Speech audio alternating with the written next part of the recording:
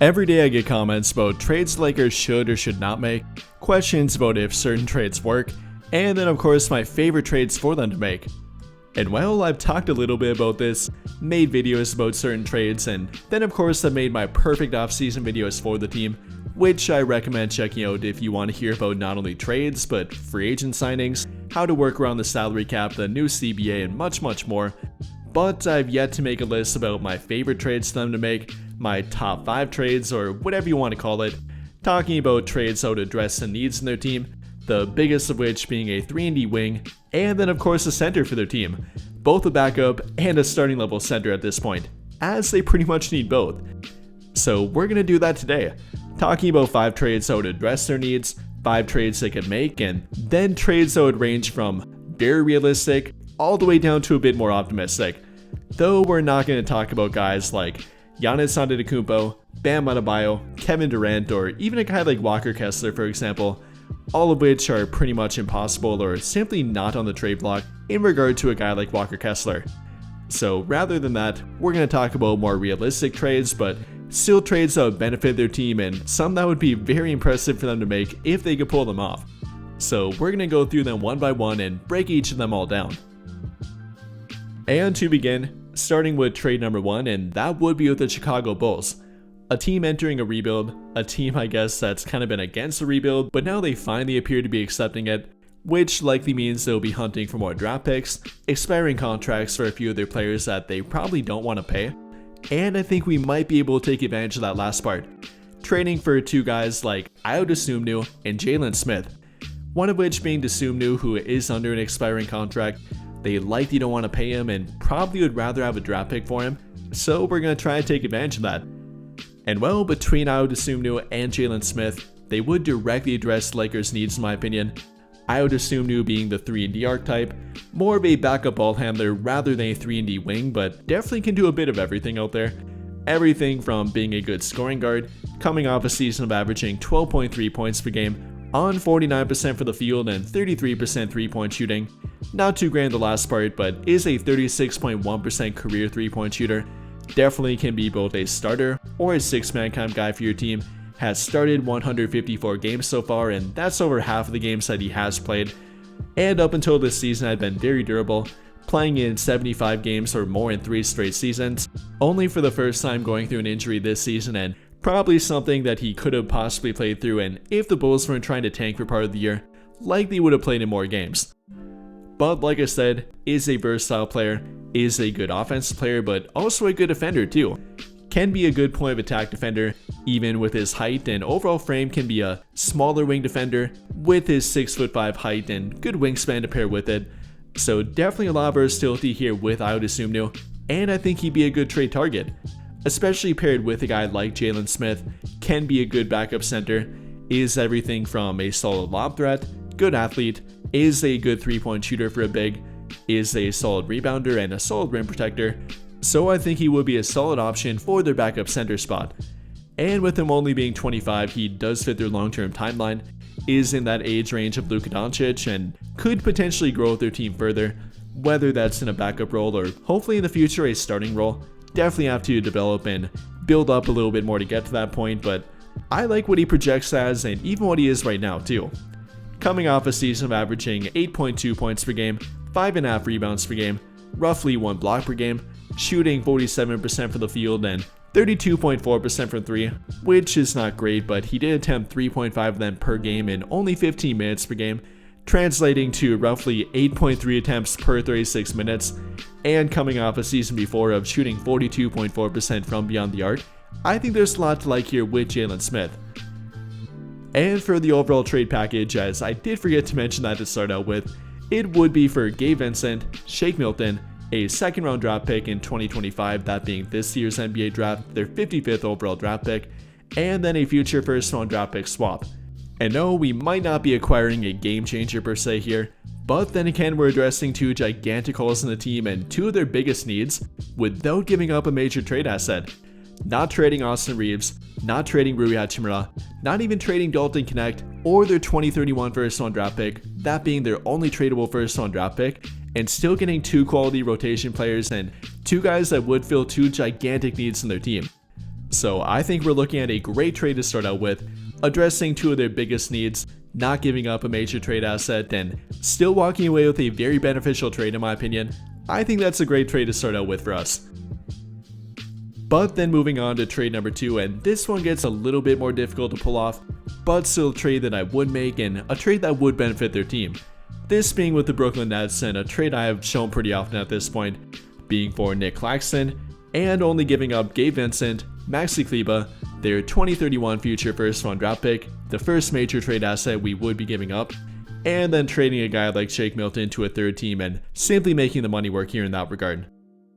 But for Nic Claxton, definitely a good baseline trade target for their team and a good baseline center to target on the open market. A guy that's been linked to the open market, definitely is available for the right price, and the price for him wouldn't be that bad in my opinion. And then on top of that, what he projects as a fit for their team and how he would fit with Luka Doncic, I think it'd be a really solid fit.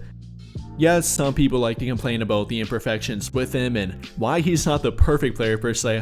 one of which being the contract that would come with him, which I really don't think is that bad. Yes, he will be making $25 million next season, and that's not exactly ideal, but it actually does help the trade and lower the price for him through a trade.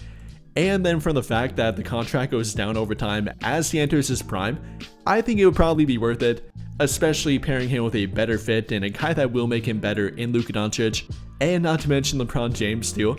I think they'll get more value out of Nic Claxton and make that contract look a lot more valuable too.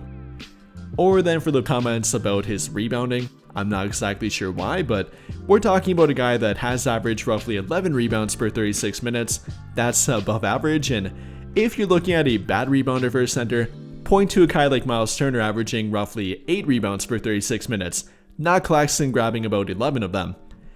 And then for the good fits and why I think he'd be a really good fit with their current team, one of which being a great lob threat, one of the best lob threats at center and definitely one of the best available at this point. That would be a great fit for Luka Doncic, runs the pick and roll very well, is a vertical threat, does have good hands around the rim and good finisher around the rim. Then number 2 is defense, and being a very dynamic, versatile defender, is switchable on defense number 1, one of the very few bigs that can truly switch 1 through 5, and that's very hard to find in the NBA. Then the fact that he's a good rim protector with it, blocking 1.2 in 27 minutes per game,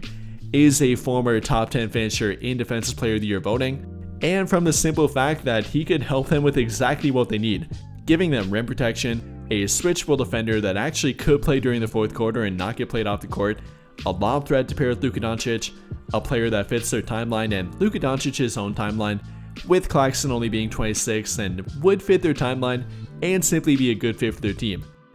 So overall here, I would be interested in a trade for Nic Claxton, and I think it's a trade that would be worth making for their team. But then moving on to trade number 3, here we're going to head over to a trade with the Miami Heat and target Andrew Wiggins.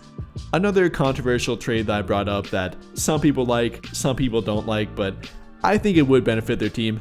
And the controversial part about it is trading Rui Hachimura to get him. A fan favorite, a guy that many like, and I myself do like Rui Hachimura, but I wouldn't call him the perfect fit for their team and definitely not in their current starting lineup. If they're going to keep Austin Reeves, which does seem likely, then they're probably going to have to move Rui Hachimura.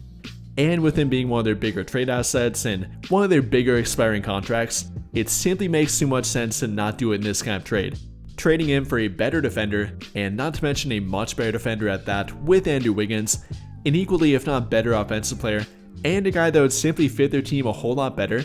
I think it would be worth doing, albeit it would be sad to see Hachimura go. And for the full trade here, would be with Rui Hachimura, either Gabe Vincent or Maxi Kleber, but I think the Heat would want Gabe Vincent more and probably would even value him a little bit here.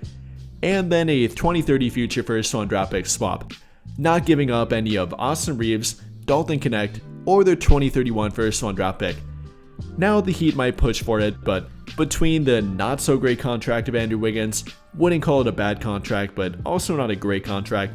and with them potentially entering a rebuild, they would much rather prefer to get that off their payroll and take a younger player like Hachimura with an expiring contract rather than keep that contract. So between that, then with the Lakers getting a fit upgrade and a guy I think would be a better fit for their overall rotation with Andrew Wiggins compared to Hachimura, again being a much better defender, a much more switchable defender, a guy that can actually take on tough defensive tasks, and he proved that with a championship team back in 2022. I think it would be a trade worth making for their team, especially if they could save that 2031 future first-round draft pick. But then moving on to trade number 4, and this is where it becomes a bit more optimistic. Here we have a trade for Herb Jones with the New Orleans Pelicans. I've talked about this one lately, and it's a bit more optimistic because we're gonna make it without trading Austin Reeves here. I think they definitely would ask for him if they'd even trade Herb Jones, which reports say they might, as nobody on their team is quote-unquote untouchable per Kevin O'Connor, but I still think it would take a lot to get him. And for this particular trade, we're gonna offer Rui Hachimura, Dalton Knecht, who's kind of equal to a first-round draft pick, Shake Milton, and our 2031 first-round draft pick for Herb Jones and Kelly Olynyk, giving us both our defensive wing, 3-and-D wing with Herb Jones, and then our backup center with Kelly Olynyk, who, although I wouldn't call the perfect fit, would be a solid fit and could provide 3-point shooting, floor spacing at center, and a very good passing big man too. But of course the focus here is more on Herb Jones, definitely. He would be a great defender for their team, is one of the best wing defenders in the entire NBA, and does have a first team all defense to his name to show for it. Not to mention being only 26 and under a pretty team friendly contract, the same exact contract as Austin Reeves, and although yes, that might mean they have to pay him again in a year or two, definitely not as much compared to Austin Reeves. And with Herb Jones, I think he'd be the perfect defensive wing and simply 3-and-D wing for their team, pairing him in their starting lineup with LeBron and Luka, him taking on the toughest defensive matchup, and he can actually hold his own doing that, then being a very reliable catch and shoot player for them, has proved to be a very good corner 3-point shooter, and a guy that can even average between 10 to 12 points per game too. So while it would be a lot to give up Hachimura, Dalton Knecht, and their 2031 future first-round draft pick, I think it would be worth it for Herb Jones. And if you don't think so by points per game or offensive numbers here, then you clearly have not watched much or any of him. But then moving on to our 5th and final trade target, and this would once again be with the New Orleans Pelicans. Like I said, nobody on their team is untouchable, and if that turns out to be true, then I would be one of the teams and one of the many probably calling about Trey Murphy III. I've talked about him and talked about how much I would like to have him on the team. Does have a great outlook and a ton of untapped potential, and that's go along with what he's already shown and proven to be up until this point, which is everything from a dynamic scoring threat, coming off a season of averaging 21.2 points per game, a very difficult shot making, high volume 3-point shooter, averaging roughly 8 3-point shot attempts per game last season on a fairly efficient clip, then is a fairly good defender, especially when locked in and not filling a big offensive role, can be a pretty good defensive option too. So no matter what we look at it, packing the fact that he's only 24 and again has a ton of untapped potential, there is quite a lot to like here about Trey Murphy III, which would lead to him having a heavy price tag and very difficult to acquire. And well, that would definitely mean trading Austin Reeves, likely Dalton Knecht, and possibly their 2031 first-round draft pick with them. So if I'm doing all that, I want Trey Murphy and possibly a center with him, which is the ideal part of the trade here, and that ideal part being Yves Missi, a guy I've seen a few of you commenting about, a guy that I talked about during the NBA draft last season, and a guy that I would target, so he would be a guy I'd like to have on the team. And if that would be the case here, definitely would be the most ideal trade for them to make in my opinion, if they're going to trade Austin Reeves anyway. Getting a guy like Trey Murphy who can not only replicate Austin Reeves offensively, but then offer more defensively, and possibly more from a long-term outlook too.